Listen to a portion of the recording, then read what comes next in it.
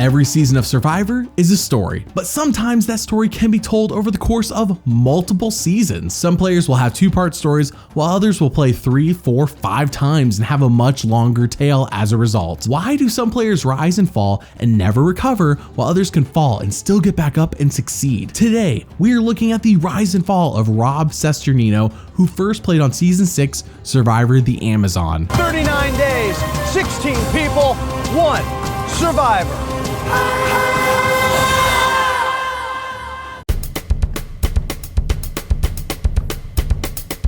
Rob Cesternino, a 24-year-old computer projects coordinator, was a castaway on Survivor's 6th season, Survivor the Amazon. He came in and helped completely change the strategic gameplay of Survivor forever while still being a major character in the show. So how did he do it? Let's find out. Survivor the Amazon finally did what Survivor Thailand simply teased.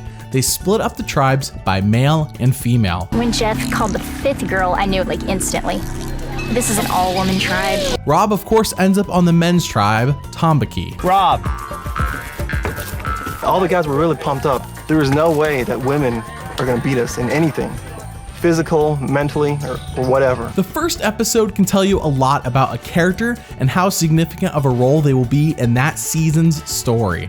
This becomes very apparent as Rob is seen almost all episode, starting with the men. Now having arrived at their camp, getting ready to cut down some trees to build a shelter, everyone is given a machete, and Rob says, So cool, my parents would never let me have a machete. I think I missed my calling in life as a lumberjack. The men have had a very successful day working together and working on a shelter as they celebrate. We hear from Rob about what he thinks the women's camp was like on day 1. But I don't think any of them had any idea they'd be doing this on estrogen alone over there in Camp of the Vagina Monologue. This may have been funny to a select group of people at the time, but it is sexist. It is now the next day and Roger's being real bossy, and he takes the lead on what work needs to be done around camp. Rob says that he recognizes that he knows he needs to just go with the flow and say yes to Roger, so he doesn't cause any waves and put a target on his back. Roger definitely is very bossy. You know, when we were building the shelter, he's telling people, and especially telling kids, which is mostly this tribe, I know how to play this game. I say, yes, Roger, yes, Roger, sure, Roger. I just go and do it. But it doesn't bother me too much. Rob then tells us that he doesn't see how the women could be as far along in their shelter building as the men, and he thinks they're probably not all working well together. I don't see the women working well together. I know that their shelter is not going to be as good as ours. He then makes a joke about them calling their boyfriends. I see them all crying and panicking, trying to build a cell phone so they could call their boyfriends to come over and help them build the shelter. He is proven correct, as right after that we cut over to the women's tribe and they seemingly have accomplished very little when it comes to building their shelter. Later on at camp, the men are taking a break from all of their hard work and Rob introduces everyone to his luxury item, the Magic 8 Ball. He goes on to cheekily explain that, hey, it really does work. The Magic 8 Ball is a really good thing to have out here. Well, one thing that you may or may not know is that it really works. However, he has one very important rule. I told the tribe there was only one rule with the Magic 8 Ball, and that was that they cannot ask it whether we will win or lose challenges. Considering how focused this episode has been on the differences between the men and the women, and how much the men are seen lusting after the women, it isn't a big surprise when that is what the men ask of the Magic 8 Ball about. Magic 8 Ball? Will I get together with Heidi? That girl Heidi, she is so hot, she could put Viagra out of business. Signs point to yes. Look it up. Look it up. Good job. At the immunity challenge, the men lose in a very embarrassing fashion as they had a very good lead on the women, but end up blowing it all on the balance beam. Hey guys, you're blowing your lead. You're good. Feet can't touch. No, Daniel. No, buddy. No, come on. Jamboree wins immunity. You had a big lead. You just blew it. Back at camp, Dave scolds the men for lying about catching lots of fish when Jeff Probst asks them, hey, have you caught any fish? And they're like, yeah, lots. Rob explains how Dave is a guy with morals that has Dave incapable of lying in the game and that only benefits Rob. Dave is a stand-up guy. He has a lot of integrity and is a really honest guy, which is really great for me because I'm gonna lie and cheat and do whatever it takes to win. And if he's only gonna tell the truth all the time, that's gonna hurt him in this game. While Ryan is strategizing with Rob about what they're gonna do at that night's vote, Rob observes how Ryan is abrasive and very self-focused and not at all caring when it comes to the overall tribe. He then says how both Ryan and Roger have approached him about voting with them at Tribal, and Rob says, privately, Ryan has asked me to vote with him to get rid of Roger, and Roger has asked me to vote with him to get rid of Ryan. And I've told them both that I will do what they want. In a 4-3-1 vote, Ryan is voted out of the tribe, and it seems like Rob's vote was the deciding factor in this. Ryan, tribe has spoken. After the extra long premiere, we have now seen how Rob is very, very smart. He is leagues ahead of a lot of people we have seen play the game through 6 seasons. He already knows to go with the flow as to not put a target on his back. And however, despite his humorous, lighthearted approach to things, we have seen how he is willing to lie without any issue in an Age of Survivor where that actually means a lot and affects how a jury feels about you at Final Tribal Council. Rob is going to have to use his smarts and wits to keep his threat level low until it becomes too late for everyone else to stop him. Otherwise, he may burn out too soon. Episode 2 is a quiet one for Rob for the most part. At camp, Roger and Alex are talking about as long as someone isn't hurting others, then they don't really care how other people live. Now, Roger says that, hey, even being gay is fine to him, but he would prefer not to see gay people out in public having public displays of affection. Alex says this doesn't bother him in the least, and the debate begins. What is important here is that Rob identifies this tiff between the two as a possible avenue to get people to vote against Roger. He seems to always be thinking about game moves even when no one else is. I was really stumped on who I could get that might vote against Roger up until this morning when a light bulb went off in my head. The men win the immunity challenge, so we don't know if Roger would have been target number 1 or not.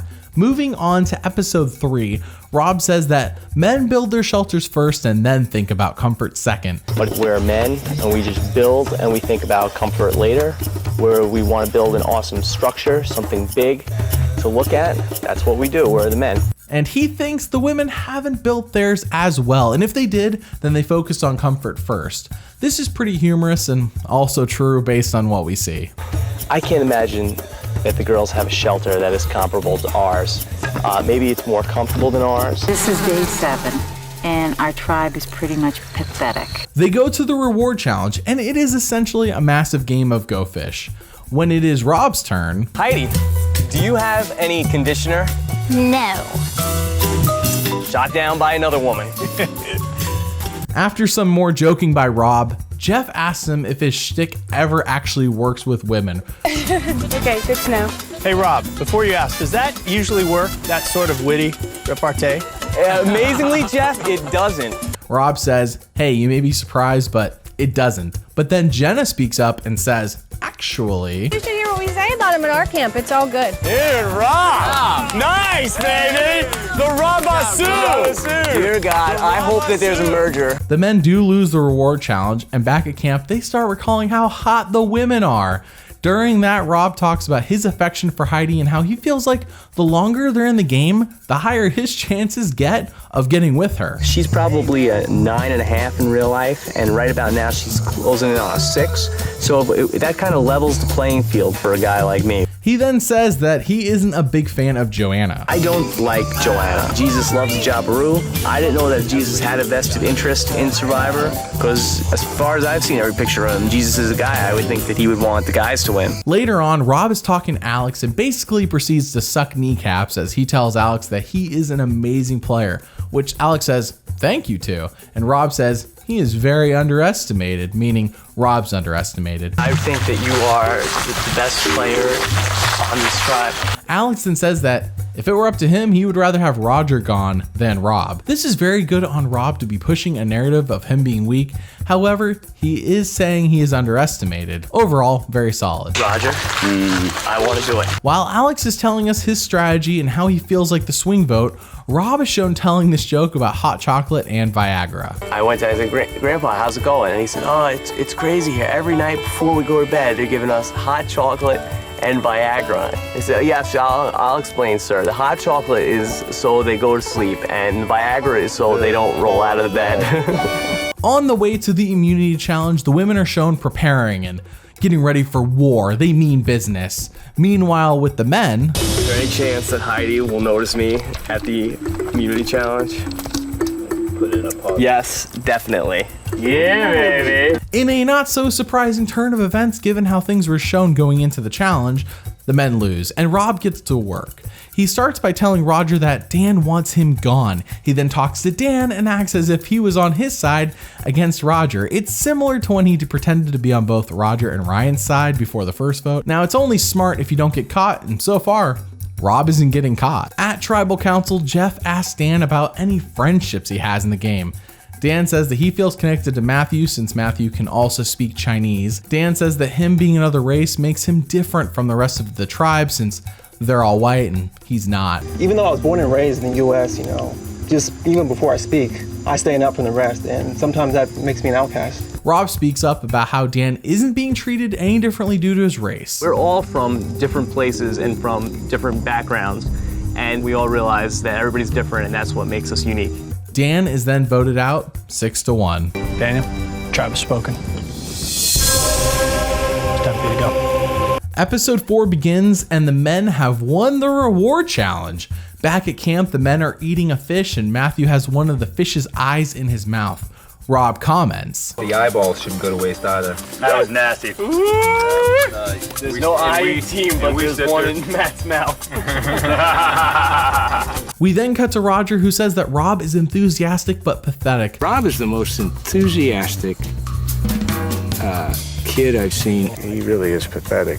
I mean, to be 24 years old, sing karaoke in your basement. Now, normally, something like this being said by somebody else would be a negative look for the character that we're looking at. But in this case, Roger calling Rob pathetic doesn't really mean as much because Roger's been portrayed fairly negatively by the story so far and by others in the game through these first 4 episodes. So it seems like the source of the pathetic comment negates its meaning. The men win immunity and are safe from Tribal Council. Episode 5 kicks off and the tribe swap from Survivor Africa and Survivor Marquesas has returned, except instead of it being pretty much random, Jenna and Dave spend a night together and they draft new tribes. Because the game's about to take a turn, we're gonna have a little draft.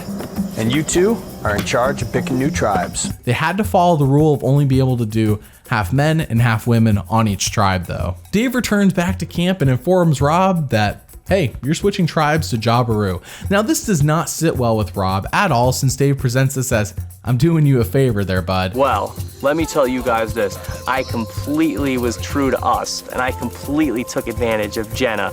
And I'm doing what is best for the tribe. Instead of clearly communicating why he couldn't keep all of the guys together, Rob says that he doesn't think Dave has his best interest at heart, and he's right. I was very mad when I found out that my fate in this game would be determined by Dave. I don't think he has my best interests at heart. While at the new Jabiru, it seems like things are going great. The women are enjoying the men's company, and Rob tells us that he's gonna wait a little bit before offering any propositions. However, he jokes that should Shauna and Jenna walk around here naked, I will promise them I will not cast a vote in their direction until the merger. Jabiru wins immunity and Rob is safe again. Moving into episode 6, Rob clears up any doubt about whether he would hold back on his thirsty nature he had shown while at the men's camp when he gets to use a toothbrush that the women had won on a previous reward and makes his mouth sparkling clean. How's that feel, Rob? Indescribably good. Does anybody want to make out with me right now?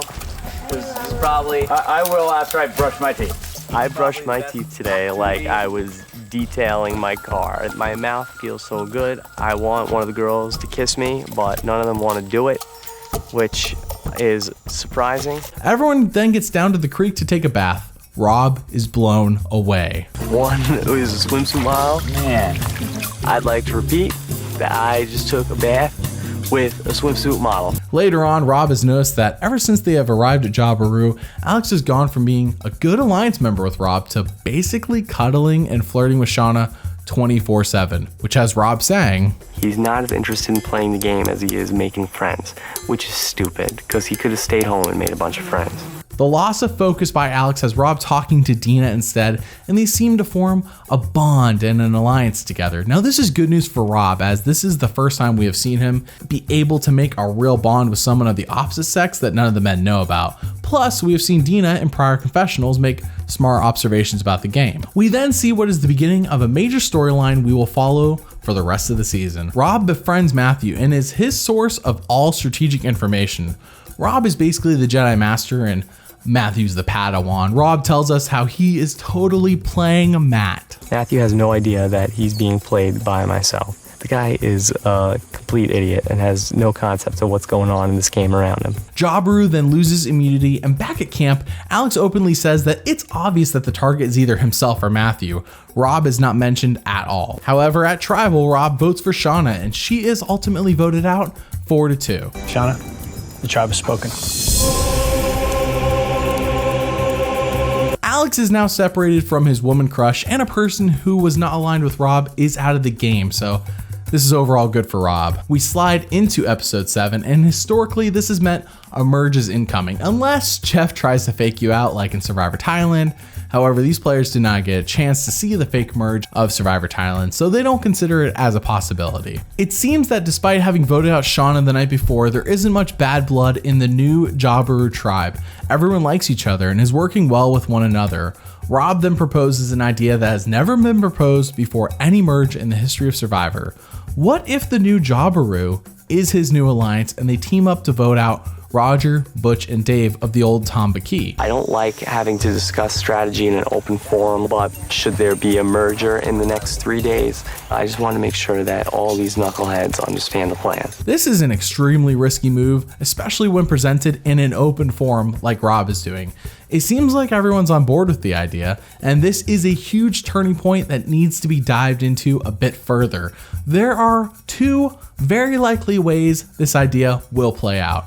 The first is that it backfires and the women get back together and tell the men what Rob was planning on doing, and he's voted out immediately.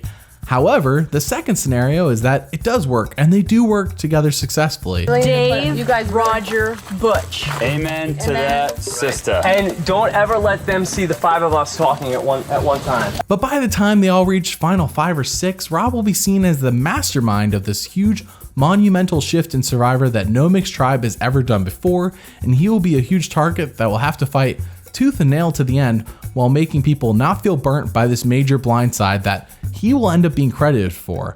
As of now, it seems smart, so let's see how it plays out. Today you will form one final tribe, and you will live with this tribe for the rest of your days in the Amazon. As predicted, the tribes do merge and have formed Jacare. Back at camp, Rob sees how Roger and Dina immediately butt heads. So you get these two together. Roger thinks that women are stupid. Dina thinks that women are better than men, and there's just about a million different conversations they could go off on. The new merged tribe is building their new shelter, and Dave says that he doesn't think anyone is talking strategy. But then we hear from Rob how he says the smart players are building alliances while everyone else is building shelter. Some people are busy building the shelter. Other people, like myself, are busy building alliances and working towards the end of the game. At night, everyone is talking about their sex life, and then they ask Rob about his, and he says that it's so boring and uninteresting, but there was this one time he was hanging out with these two girls, but they didn't seem to like each other. Heidi says that doesn't matter at all, and Jenna cautiously agrees. You know what? Seriously, as a guy, I think you'd be amazed how many girls, if you said that's what you wanted to do, how quickly it would happen. Wouldn't it, Jenna? Don't you think so? Yeah. And Rob then tells us he's reconsidering his plans for the final 3, as it may be best to be with Heidi and Jenna at the end. I'm rethinking my whole strategy so that the final 3 might be myself, Heidi, and Jenna. I could be having a threesome on day 37 out here. At the Immunity Challenge, Survivor brings back a classic endurance challenge they used in the Australian Outback, when Tina stepped down to let Chef Keith win and secure that they would win the tie vote. Except this time, the stakes don't seem as high as that. As is normal during the challenge, Jeff comes out with various foods to tempt people to come down so that the challenge doesn't last for 12 hours. It doesn't take long before Heidi and Jenna offer to strip naked for chocolate and peanut butter, which has Rob immediately saying, I'll take my clothes off for chocolate and peanut butter. Get the girls some chocolate and peanut butter probes. If you have coal, I'm so in. Oh, there you go. Okay, Jenna, Heidi. Wow, he produces. Damn. 2 ice cold colas, 1 heaping plate of rich peanut butter. Okay. You guys can share. Big tray, chocolate cookies. Heidi, you want to do it? Yeah. All right. and just like that, almost immediately, Jeff is back with chocolate and peanut butter, and Heidi and Jenna do exactly what they said they would do.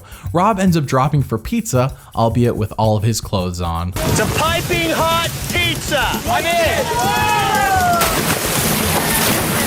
Booyah! Before Tribal Council, it is very clear that Roger is going home. The show hasn't even pretended like there is a second target, someone else that could possibly be voted out. Rob then tells us that the men are a bunch of schmucks, and he arrogantly calls his shot when he says he'll be the last man standing, and the rest of the men won't see it coming. I realized early on that the other men that I was dealt with are a bunch of jamokes. I will go as far to say that I know that I'm going to be the last man standing in this game. Tribal Council plays out exactly as expected. Roger goes home in a 7-3 vote that only had Butch and Dave voting with him. Roger, the tribe has spoken.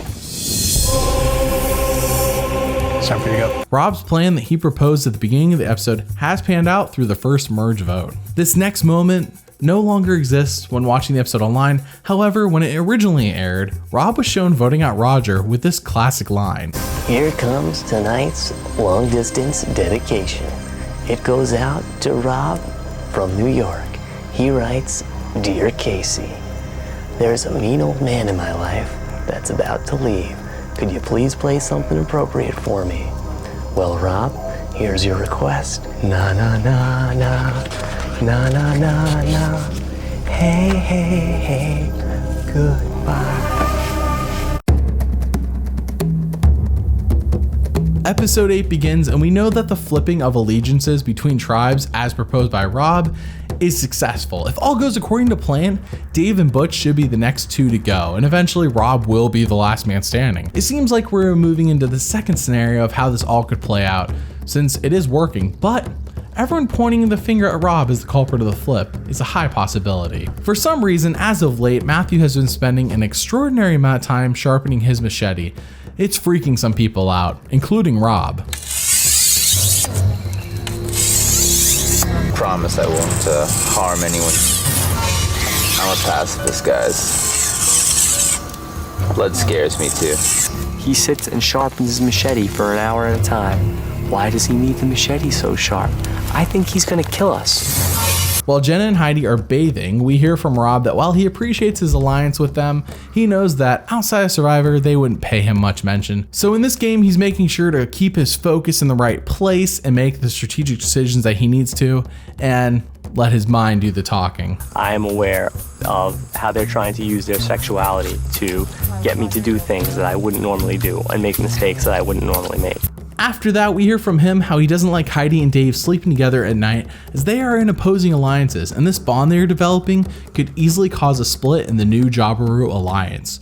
She claims she's playing Dave, but Rob thinks that she could be trying to play him instead. And Dave has his arms around Heidi. I do think that if you have a better chance if Dave wasn't around, that maybe my arms would be around Heidi.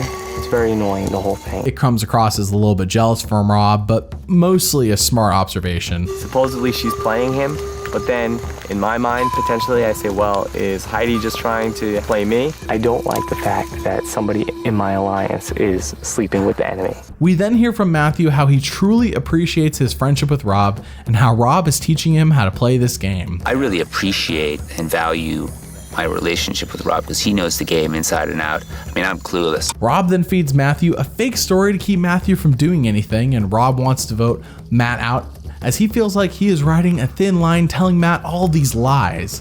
To keep Matthew from turning on the 5, I need him to believe that he has a different deal going on. He is worried that eventually Matt will figure it all out, and this is an important moment as this is where Rob's story starts to turn heel. So I've come up with this fake story to Matthew about how Matthew, Alex, and I are going to be the final three. I am taking my life into my hands with the amount of lies that I'm telling him just to keep him happy. Jenna wins immunity, and we go to Tribal Council knowing that Rob wants Dave gone next. At Tribal, Rob sucks up to Matthew and says how much progress Matthew has made is truly impressive and makes him an invaluable part of their tribe. And now I think that he's fit in so well now, and he really has become an invaluable part of this tribe. Dave is then voted out in an 8-1 vote, and everything is going according to plan. Dave, the tribe has spoken. Episode 9 starts, and it's actually a continuation of what we saw Rob doing in episode 8 as he is feeding Matt false information and sending him on wild goose chases. Matt falls for a hook, line, sinker. Every morning I give Matt a debriefing of the wild goose chases I want him to work on for the day, just to keep his mind busy. And it is all edited with humorous music, so it negates the negative villain vibe something like this would normally give when lying to someone for fun. It's very funny when we then cut to Matt doing the same thing that Rob was doing with him, but now Matt's doing it with Butch because he learned it from Rob. I've been really filling Matt's head with a lot of crazy stuff, and I've been telling him about how the men are going to vote off all of the women and that we need Butch's help. It's a chain, and I'm Butch's link to what's happening.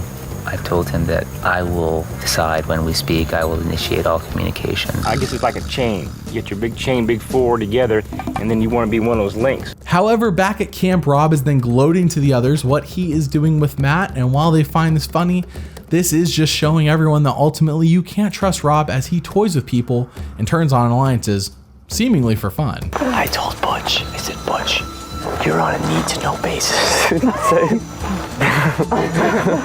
It's almost time for the reward challenge, and the castaways are given bows and arrows and spears and a blowgun to practice. Rob explains that he isn't familiar with these kinds of spears. Coming to this game, the only spears I knew about were Brittany and broccoli and asparagus. Rob doesn't win the reward challenge. Instead, Alex does, and he brings Jenna with him. When they both get back from the reward, they have cookies for everyone. While Matt and Butch are out fishing, Rob suggests, You could eat all the cookies. Hey, I was very fair. Now, it seems like an innocent suggestion, and Rob tries to explain to us why he thought this. However, this goes hand in hand with him tricking Matt and telling everyone that is what he is doing. It just makes him look very untrustworthy to people. We could just eat the cookies, and Matt and Butch wouldn't know. I mean, they're really on the outside looking in power-wise. Even if they found out, what are they gonna do? Matt wins the gross food challenge and gets immunity, keeping him safe.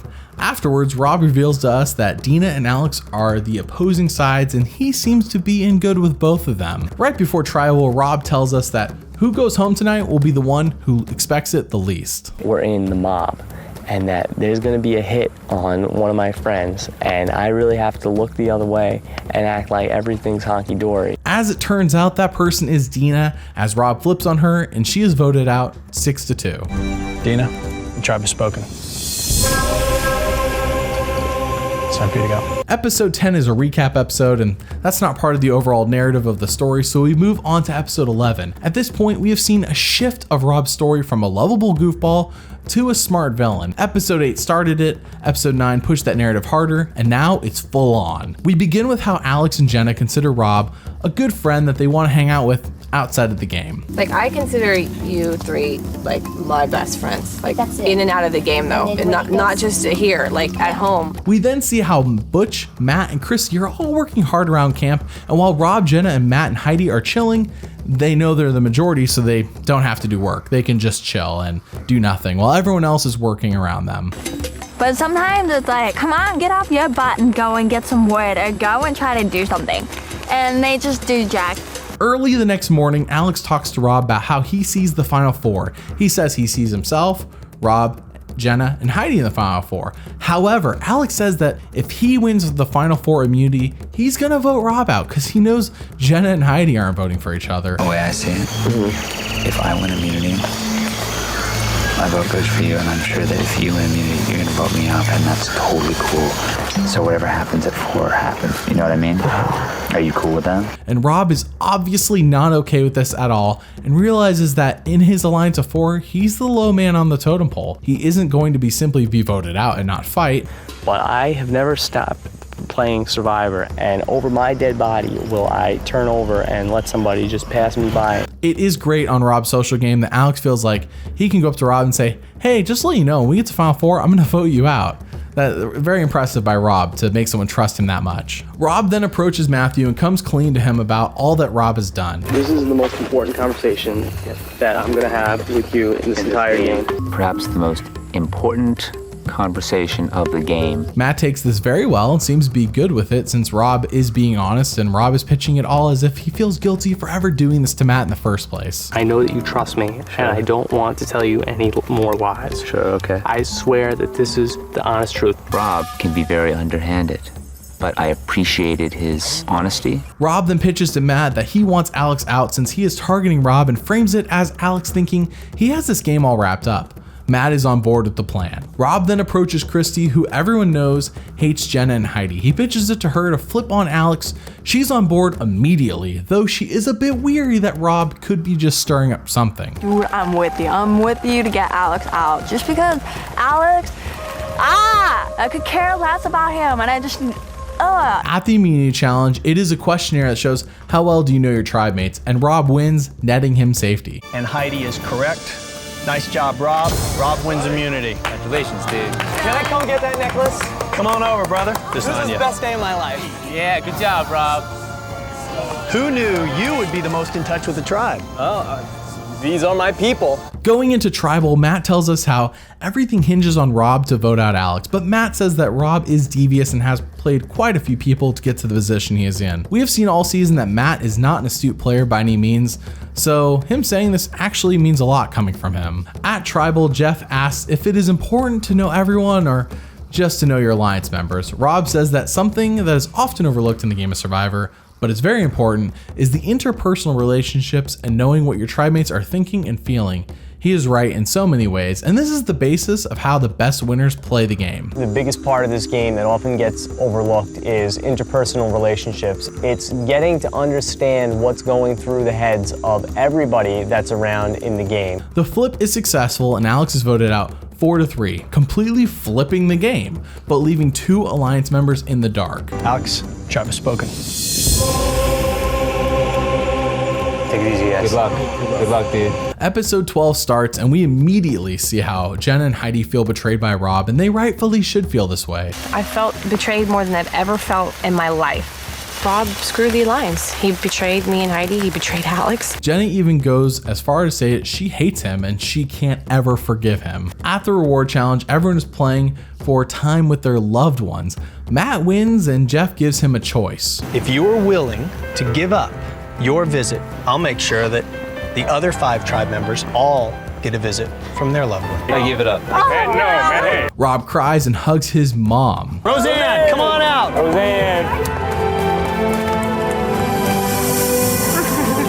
Later on, he tells his mom how he has been playing this game. I've been really bad. I'm shocked. I'm shocked. Back at camp, Rob tries to suck up to the girls and reminds them of all the good times they had together. I really used last night as an opportunity to kiss and make up with the girls, and I want them just to remember all the fun we had and not all the bad things I did to them. He then explains to us how his strategy is to get to the end with someone who is more disagreeable with himself, which is exactly what we saw Brian Heidik do in Thailand without ever saying those exact words. He figured Matt is probably the most disagreeable one, but after Matt gave everyone the loved ones, he's not so sure anymore. He thinks Matt may not be beatable. I'm beginning to seriously doubt whether he's a beatable opponent anymore, and I may have to cut him off before the final 2. He then approaches Jenna and basically says to her face that he wants to be in the final 2 with her because frankly, he thinks she's a goat. That's not the words he uses, he just says that he thinks he could beat her in the final 2. I think the person that I could stand the best chance at the end of the game with is you. And Jenna, of course, then runs back to Heidi immediately and tells her what Rob just said. She also says how Rob is a snake, a slime ball, and she would be embarrassed to know him in real life. Rob says his relationship with Jenna and Heidi has developed into feeling like he's living with 2 ex-girlfriends who both hate him and now realize he a jerks, which he admits that, hey, I am a jerk. And they think I'm a jerk, but I'm sorry, I am a jerk. And you just didn't realize it for 31 days. Jenna then calls out Rob publicly in an attempt to sway the tribe's opinion on him. It seems like no one else agrees with her besides Heidi, and Rob tells her that if she has a problem with him, then he has the solution for her. If you do not like the way I play this game, please feel free to write ROB on your parchment tomorrow night. Rob then says he is an alliance of one, a lone wolf. He picks up the bottom feeders and uses them to flip the game with the promise of taking them to the end. He has lied and broken promises to people, but claims that since he is open and honest about it, then that is why people still trust him. He says, has no one been paying attention the first 32 days of this game? That's how he always plays. Everybody's telling me all the time how much they believe me, how much they trust me. Were these guys paying attention the first 32 days? However, while he thinks people trust him, it has been made clear that aside from maybe Butch, simply because we never hear from him, no one left in the game fully trusts Rob. We then see Rob talking to Butch and Matt, and neither seems swayed by Jenna and Heidi's pitch that they made earlier, that Rob is the worst and a snake. So to Rob's face, they're completely on board. Jenna wins immunity, so Rob decides, gotta vote out Heidi, and knows he has Matt and Butch on board. He goes to talk to Christy knowing she's the crucial 4th vote. However, Christy is very non-committal as she hasn't made up her mind yet, she says. I don't want to grill you, but you're still gonna vote for Heidi tonight? I guess so. I don't know. Now previously, we saw her talking to Heidi and Heidi talked to her about voting out Rob, and now Christy is seriously considering this and says right to Rob's face, yeah, I'm not sure if I'm voting out you or if I'm voting out Heidi. Once again, like Alex, bad that Rob is the target, but great that the person telling Rob trusts him enough to tell him this. He decides it's time to vote out Christy and convinces Heidi to get her and Jenna to vote out Christy, and they seemingly agree. You and Jenna, Matt and I, would you just want to make this really easy on everybody and vote out Christy tonight? You're willing to do that? Oh, she's still up in the air. Better vote her off then. I mean, the thing is that I realize that you guys aren't gonna believe me. I mean, but I would have to trust you on this. You'd have to trust me on this, but I'm trusting you because if you and Jen and Christy vote for me, I'm done and my game's over. This is the gamble. Let's do it. Let's do it. Okay? This is really crazy stuff to be going on. At Tribal, Jenna says, I am judged constantly by how I look, and I feel like I have to work twice as hard to get to where I am right now. I'm judged all the time by just outside looks. I've felt like I've had to work twice as hard to get here, and I think Heidi feels the same. Jeff asks Rob if he has that same issue, and Rob explains. Well, I was lucky in this game that I'm not handsome, so I didn't have any handicaps like the girls found. The flip on Christy ends up being successful as she is voted out 4-2, with only Butch voting with her. Christy, the tribe has spoken. Moving into episode 13, Jenna is feeling much better about Rob after he kept his word and voted out Christy. Things change now, because of what happened last night. I don't feel like half as betrayed as I did before. Then, for some odd reason that goes against all previous logic we've heard from Rob in past episodes, he tells Jenna and Heidi to their faces that he's voting them out next. Now, maybe this is so they don't feel blindsided when they leave, and when they're on the jury, they're not mad at him. And he wants to go to the end with Butch and Matt, but it goes against what Rob has said when both Alex and Christy told him that they may vote him out. Heidi, I think I'm gonna vote for you next. Okay. And then Jenna, but telling the girls my plans to vote off Heidi and then Jenna was actually very well received. It seems like people don't get too mad when you tell them that. They're just like, oh, okay, cool. Butch loves firewood. This is a fact. It's a fact we have to accept because he loves it so much that even though there are only 6 days left in the game, they have enough firewood for weeks. Rob is recruited into Butch's firewood gathering. He does an impersonation of Butch to Heidi and Jenna. I got firewood, gonna keep the fire burning for 3 days. This is the best firewood that you could find. I'm just a wood crazy nut, I guess. Butch then tells Rob, hey, you will be successful in life, and Rob says he isn't sure how he became Butch's lackey. I don't know how I necessarily became the junior deputy firewood bitch. I don't want to be a team with Butch. It is time for the reward challenge, but before they go, Rob double checks with Butch on how he's feeling about how much firewood they have. Matthew ends up winning the reward challenge, and what does he win? But a new car. He gets to bring one person on the reward with him, and he picks Rob. Guys, I made a deal before this game. I told Rob. I was hoping it was gonna be more people than that. When you go away, can I borrow it? You can borrow this car, dude. You can take it for a spin. I tell girls that it's you mine. can cruise chicks in this car. If he ever goes to Asia, or if he ever returns to the planet that he came from, that he said I can borrow it and go out cruising for chicks. Too bad Butch is in here. Yeah, he's gonna be bummed. No, I'm talking about that we're lighting a fire. To two. It's gonna be us, dude. Rob follows all of that by saying he's out of moves. He's done everything he can to get to this point, and now it's up to Matt. While voting, we hear Rob refer to Heidi and Jenna as half-wits. 2 girls, 1 brain, divide by 2. Only 1 half-wit left. Heidi is then voted out 3-2. Heidi, the tribe has spoken. Time for you to go. Finale time. It is Rob versus Jenna versus Matthew versus Butch. Rob is in the majority alliance and Jenna is their next target. It isn't clear whether Rob wants to sit next to Matthew or Butch at the end, but either way, he has a decent chance if he can make the jury feel good about his game. The finale starts with Butch doing a crazy dance. Well, first off, let's start with the Egyptian. Oh yeah, Butch. Cutting it up. Yeah. Then it's the old kind of... Now he did a dance like this in the last episode as well, and he also just got done burning down half their camp due to his excessive collection of dry firewood. Rob thinks that Butch may need to see a therapist after the game, and even Matt is saying Butch is crazy. When this game is over, I think Butch is gonna need to see a therapist. Even Matthew says, really, Butch is psychotic, he's crazy. Jenna wins the final 4 immunity challenge, really throwing a wrench into what was supposed to happen next, and now Rob is in a spot he wasn't expecting. He feels vulnerable. He decides to target Butch over Matt since him and Matt have been closer all game, and Matt agrees to vote with Rob for Butch. We then see Butch approaching Jenna and tells her he will vote whatever way she wants. Jenna tells Butch she wants Rob gone, and Butch agrees. Matt tells us how Rob is in real trouble since his only real relationship left in this game is with Matt, and that Matt holds the power. He then pitches to Jenna to save Rob because he wants people at the end who deserve to be there, and Rob has just screwed so many people, he isn't going to be a big threat. Jenna agrees to vote for Butch. At Tribal Council, Jeff asks Rob what he did to get into Jenna's good graces today, and Rob says, I tried to make Jenna lunch this afternoon. I told her that she looked beautiful today, but seriously. Butch is voted out 3-1, and Matt saved Rob, and Jenna kept her word. Butch, the tribe has spoken.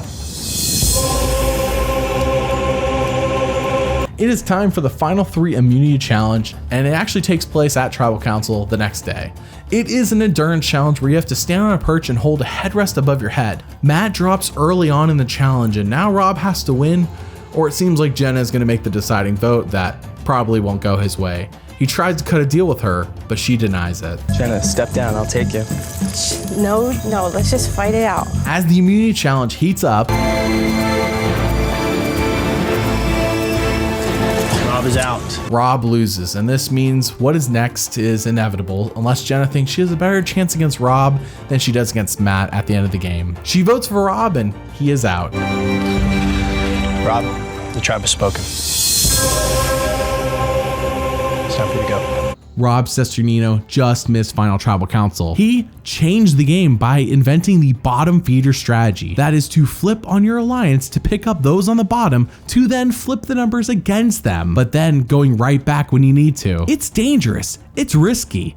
But for him, it worked. For the most part, the show could not get over their use of snake footage that they cut to whenever Rob was talking in the second half of the season. But who knew Jenna would get better and then go on an immunity run? Does Rob beat Matthew at the end? Probably. Does he beat Jenna? Hard to say given how bad she goes on to wallop Matthew come the final vote. I think it's possible, but I'm not guaranteeing it. Rob changed up Survivor so much this first season that he played that Jeff literally goes on to say afterwards, We will hear from Rob tonight, the smartest player to never win. which sounds great, but he will be haunted by this on his return to Survivor only 2 seasons later in All-Stars. How does Rob fare against a bunch of returnees with a vengeance? Well, 39 days, 18 All-Stars, 1 Survivor.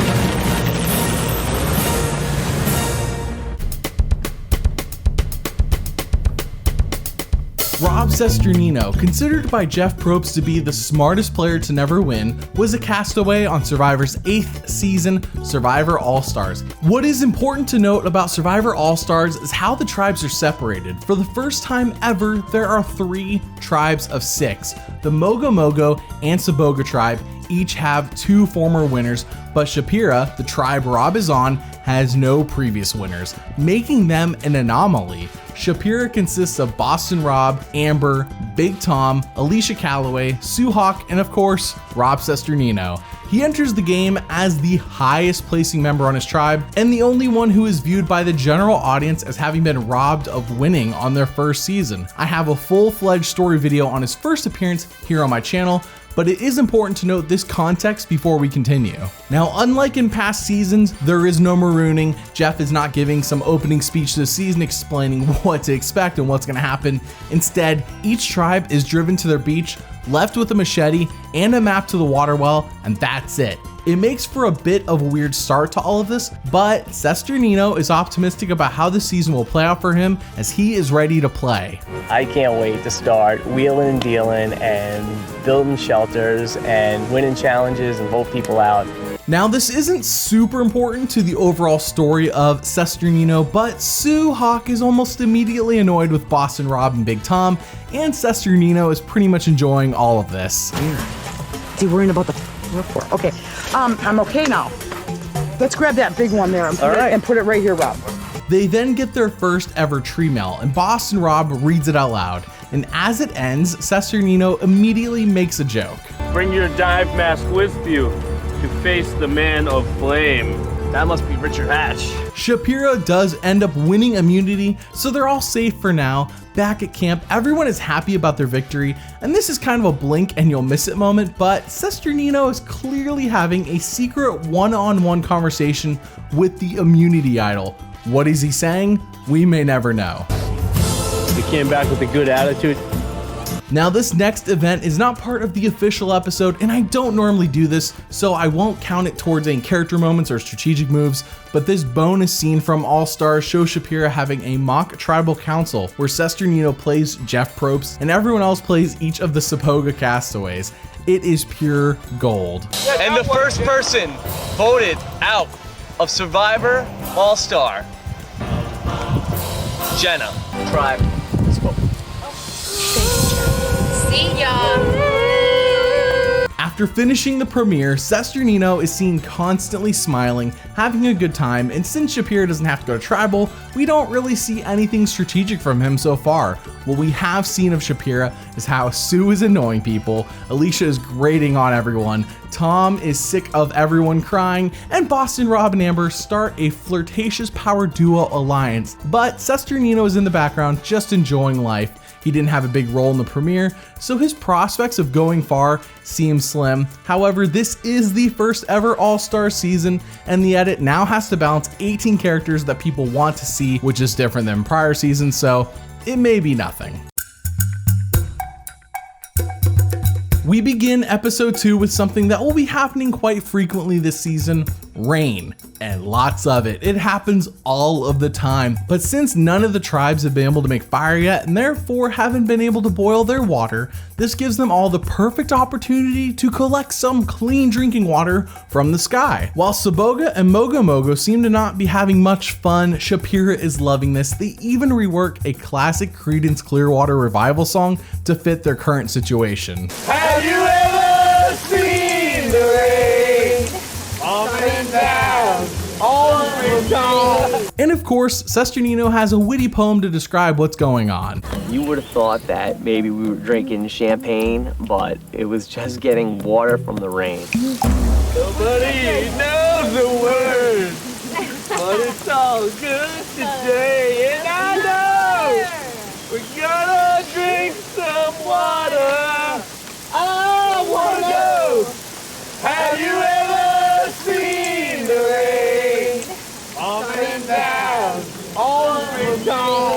So far, it has really been the Boston Rob show on Shapiro. Almost every single thing that happens on that tribe is narrated by him, or it includes him in some capacity, if not both. The show makes no attempt to cover up how important he is. After the reward challenge, we cut back to camp with Boston Rob front and center and Cesternino literally in the background.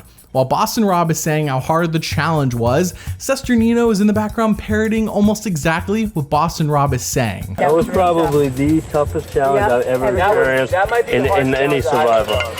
But clearly he's not important, which is why we hear that from Boston Rob. We then do hear from Cesternino though about how he is glad to have learned that Tina Wesson, who he believes acts fake, was voted out of Saboga, and he hopes that all the winners are voted out since he isn't a prior winner, at least not yet. I saw Tina was voted out of the game. That made me very excited because I think that she's a big phony. Last time I checked, I didn't have $1 million yet. Once again in episode 2, Shapiro wins immunity, so we move on to episode 3, where the next reward challenge is to make a shelter using supplies given to them by Survivor Production. An independent judge will decide which tribe shelter is best. Since Boston Rob's day job is construction, he takes the lead on the project and he delegates Cesternino and Alicia to work on making a garden or something like that. We gotta get a creative aspect to this. If you guys wanna try to make a deck here, or something, a flower garden. Cesternino then says that he constantly feels left out by the big boys whenever he plays this game. When I signed up to take part in the reward challenge, I thought that I'd be being a big help to Boston Rob and Big Tom. That's the story of my Survivor life, that the big boys don't let me play. We then hear from Boston Rob, who paints us a picture about how Cesternino is useless and doesn't do much to help the tribe, which Alicia immediately parrots to us as well. Cesternino, I think, is useless all around. Seems like he's on a never-ending coffee break. It gets frustrating because Rob Cesternino does the minimal to get by. The Shapiro tribe does end up winning reward, which gets them some niceties, and at the immunity challenge, Jenna Maraska makes a shocking decision and decides to quit since she has a terrible feeling that she shouldn't be playing right now while her mom is going through cancer. This ends up being the right call for her, as we learn that not long after she leaves and sees her mom does tragically pass away. Due to someone who's very ill at home right now, I need to pull myself out of the game and be there. Now, before she leaves, she hugs everyone, and we do see her pretty much hug everyone. However, the show does its best to not show her hugging Cesternino, but it clearly happens if you pay attention. Despite them being the only two people who are returning from the Amazon, it's an interesting editing choice. A very interesting editing choice. It is now episode 4. Boston Rob and Amber's relationship has been heating up, so to speak. They aren't even attempting to hide what is going on, which has people noticing. We first hear about this from Big Tom before we hear from Cesternino, a very blunt interpretation of what we should expect from these two in the future.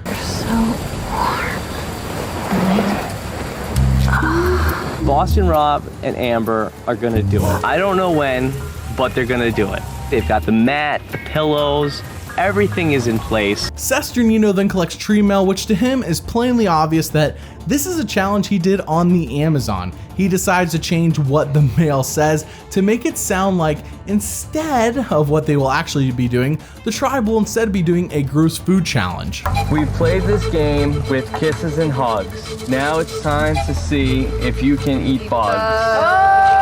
No, I'm just kidding. Which he does a pretty good job of making up on the fly. However, he tells them he is kidding, they're not doing that challenge, but Sue doesn't hear him say, "I'm just kidding," and loudly yells about how they did this on Borneo, and she just keeps going on and on. I could eat this whole pot, turn around, eat whatever they put in front of my face. Sue, I was kidding about that. It was a joke. Let's relax. It's no sweat, this one. At that reward challenge, everyone is tasked with basically trying to match items they have in their box with items that others have in their boxes. This brings out a lot of fun interactions between these iconic returnees, including a few for Cesternino, such as Kathy asking him for his shell, and he says, "Hey, I'm a big fan of yours." Kathy, big fan. I love you too, even though you're a snake. Give me your shell. I can just read your mind, buddy. Can you read it now? Richard Hatch then asks Cesternino for his sea sponge, and of course, he has to joke about this. Rob, give me your sea sponge. You will never get my sea sponge. Lex then gets an item from someone else, and in an attempt to hide what he has in his box from the people next to him, he takes a few steps back, to which Rob says, Easy, easy. I already know what you have. I don't need it. Oh, shut up. You know nothing. Shapira does win reward, and a twist to the season is that each tribe has gotten a box/treasure chest. It's similar to Pearl Islands, but in this case they already have the box. Now they need to find the keys, and they need 3 keys exactly to open it. Winning this reward now nets Shapira the clue to the 3rd key, and while looking for that key, Boston Rob is struggling to find it. Cesternino tries to take a different approach to finding it, and when he does, the goofy music immediately begins, and we hear from Boston Rob about how dumb Cesternino looks. I think you're going the wrong way. I think we're gonna take this way. Now look over. The kid's building a friggin' sandcastle on the beach. He looks like he's 12 years old. You know, he got his shovel there and he's just putting it together. While this isn't a dumb strategic move, the entire moment is edited to make Cesternino look as dumb as possible. Boston Rob does end up finding the 3rd key, and they finally get the box full of things like rice and booze. At the immunity challenge, Shapira has to sit out 2 members. Cesternino volunteers to be one of them, and it is a blindfold challenge that results in a lot of people running into each other and accidentally hitting each other with massive puzzle pieces. And despite collecting all of their pieces first, Shapira loses immunity, and it isn't even close. Yeah! Mogo wins immunity! Cesternino then tells us that he regrets not being a part of the challenge, as he thinks he could have been the difference maker on whether they won or lost. I think that with the crew that we had in there, that was not our best puzzle building team. And I think if I was in there, maybe we could have won. We then see Amber talking to Big Tom, where she proposes, let's vote out Cesternino since he is incredibly smart and Tom is on board with this plan. So I'll vote out Cesternino. Little Rob, as I call him, he's smart. Alicia then tells us that she likes Cesternino, but since she isn't seeing him or anyone else scrambling, she thinks, I might be a goner. You want a piece? It's not that great. No, thank you, babe. Oh, man. I love Rob Cesternino. He's a great guy. We then cut to a conversation between Boston Rob and Cesternino, where they agree to work with each other to vote out Alicia and then Sue. I made an alliance with Boston Rob. I've got his back, and a deal's a deal. While this conversation seems completely normal at first, it actually is not. Clearly the story is showing us this now to make it seem like Cesternino is making a deal right before Tribal to keep him safe. But if you look at both of their faces closely, you can see that all of a sudden their facial hair looks like this is probably day 5 or 6 and not day 12. It's pretty obvious when it's sandwiched between the Alicia scene and the scene that comes immediately after, which has Cesternino's facial hair magically get longer. This means that he made this deal much earlier than the show is wanting us to believe. At Tribal Council, Cesternino votes for Alicia and says he is feeling uneasy about this, but he hopes it all works out. If everything goes through with this, I have a feeling the next time I see you, there's gonna be a big finger wagging in my face. Alicia then votes for Cesternino and says there has been far too much silliness at camp, and hopefully him going away will bring everything a bit down to be more serious. You're a great guy and you're really funny, but I think what we need from here on out is a little more seriousness. Cesternino is then voted out 5-1, and every single vote he receives really looks like he is getting stabbed over and over. This is clearly a blindside for him. Rob, the trap is spoken. I don't think Rob had a chance. If Shapira goes to Tribal in episode 1 or 2, maybe Sue goes before him. But putting both Robs on the same tribe, with one of them being called the best player to never win, combined with Boston Rob seeking vengeance on every man this season, kinda says it all. Rob and Amber were a power couple who proved to be far too much, and the show tried to justify Cesternino's boot by showing a conversation from many days prior and pretending, oh yeah, no, this happened in episode 4, when it definitely didn't. You can just tell by the facial hair. But anyways, what do you think about Rob Cesternino? Should he be asked back to play a 3rd time? Comment below and let me know. Thank you for watching, and doubly thanks for liking and subscribing. See you all next time.